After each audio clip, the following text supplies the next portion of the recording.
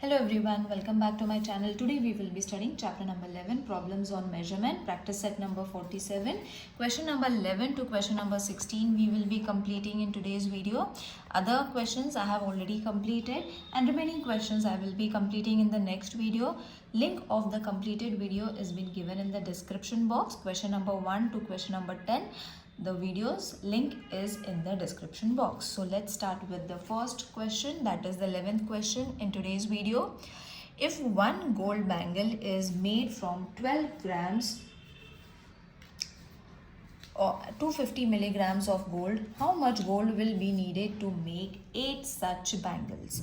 And they have said that 1000 mg means milligram is equal to 1 gram. This they have already given. Okay, so मतलब क्या करना है?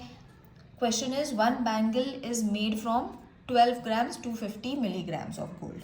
एक bangle बनाने के लिए कितना गोल्ड लगता है? 12 ग्राम 250 milligrams. All right. Now how much gold will be needed to make 8 such bangle? तो 8 bangles बनाने के लिए हमें कितना गोल्ड लगेगा?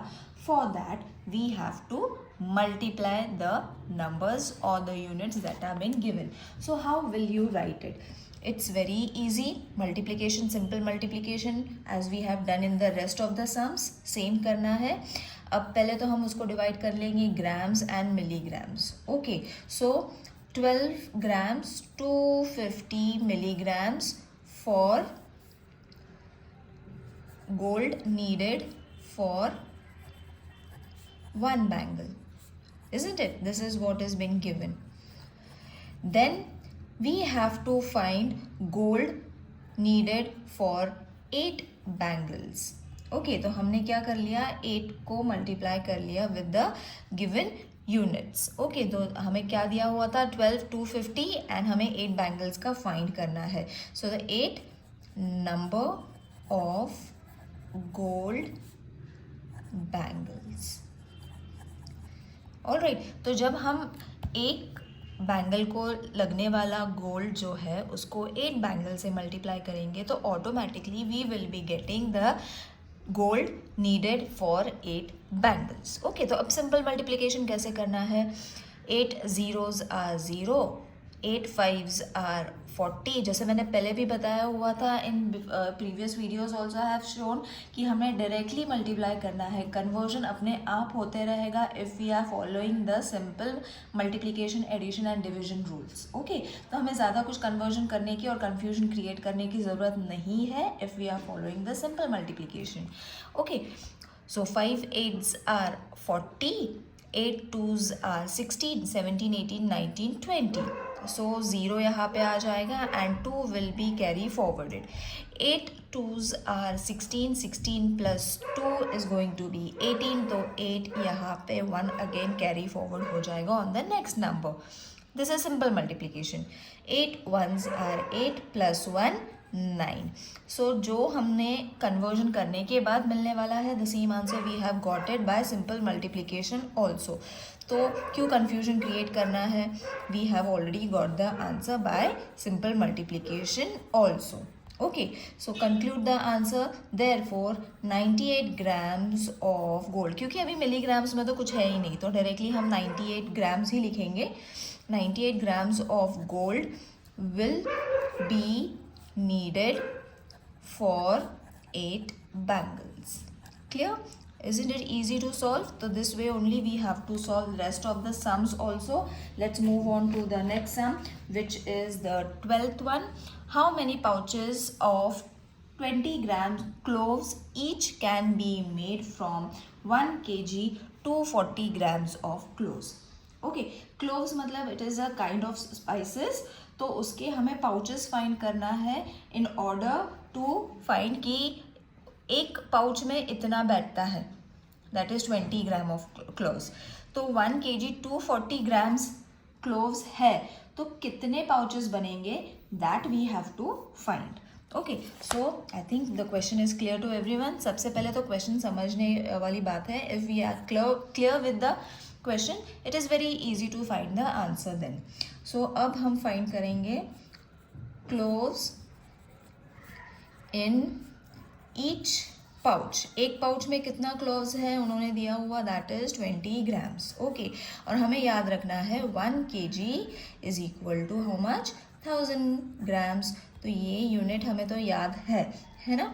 सो total weight, this is short form of weight of cloves is equal to 1 kg 240 grams. Okay, तो मतलब total cloves कितने हैं, 1 kg 240. मतलब कितना होता है, we will calculated. 1 kg means 1000 grams, जैसे मैंने अभी लिख लिया है, plus 240 grams, that means this. इसको अगर एडिशन कर लो तो हो जाता है 1250 ग्राम्स. मतलब मैंने उसके यूनिट चेंज कर दिए, केजीज को मैंने पूरा ही कन्वर्जन कर दिया ग्राम्स में.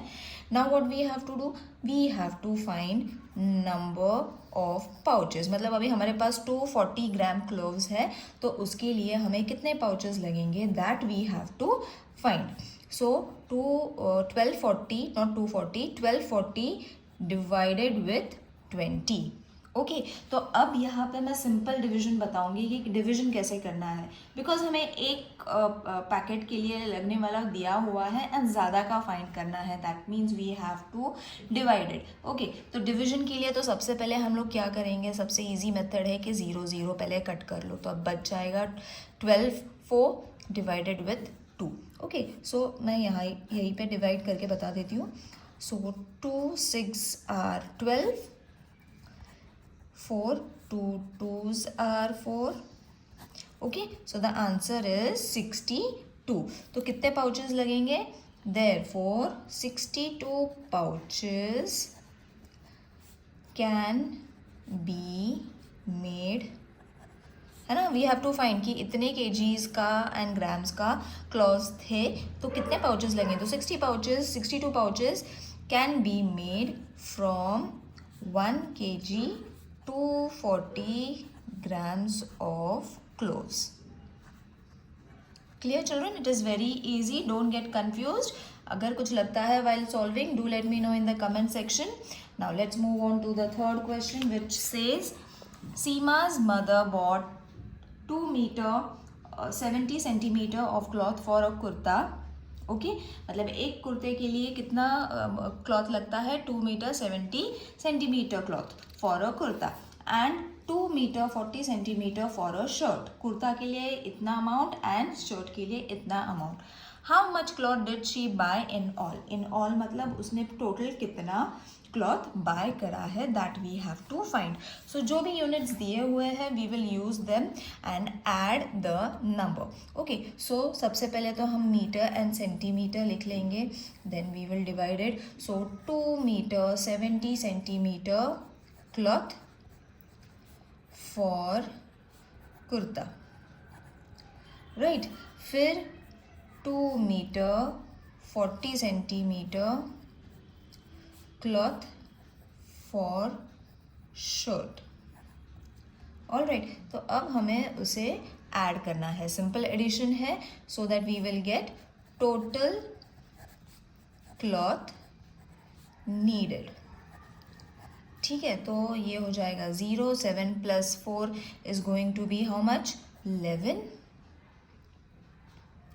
2 + 2 4 + 1 5. ऑल राइट, सो अब यहाँ पे we will conclude the answer. Seema bought 5 meter 10 centimeter of cloth all together. Isn't it easy to solve?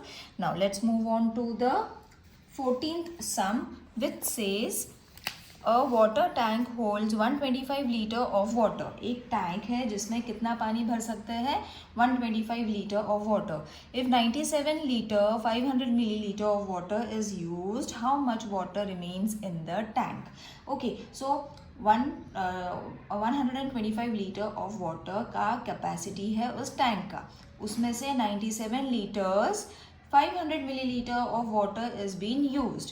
How much water is remain, that means we have to subtract. Okay, so अब subtraction is very very easy, जैसे हमने addition करा है the same way we have to subtract also. So this is the 14th sum, litre millilitre, इसको हम divide कर लेंगे and then we will write 125 liters of water in a tank.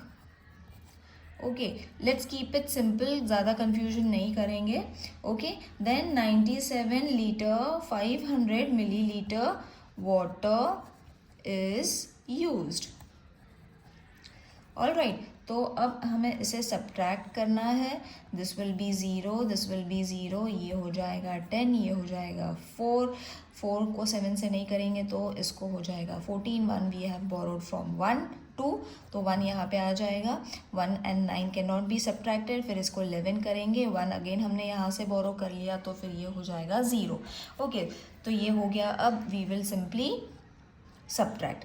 Okay, 14 minus 7, this will be 7. 11 minus 9 is going to be 2 and 0 as it is. Now this is what water remained in the tank. Okay, so therefore 27 liter 500 milliliter water is in tank. All right, so this is how you all have to solve the 14th question. Now let's move on to the 15th question, that says Harminder bought 57 kgs 500 grams of wheat from one shop. एक shop से हरमिंदर ने इतने wheat bye करा. फिर another shop से she bought 36 kgs 800 grams of wheat from another shop. How much wheat did she buy all together? All together मतलब एक shop से इतना kgs और इतना ग्राम्स wheat उसने बाय करा. From the next shop she bought 36 kgs 800 grams of wheat. तो दोनों को मिला के कितना होता है total, that you all have to find. So this is question number 15.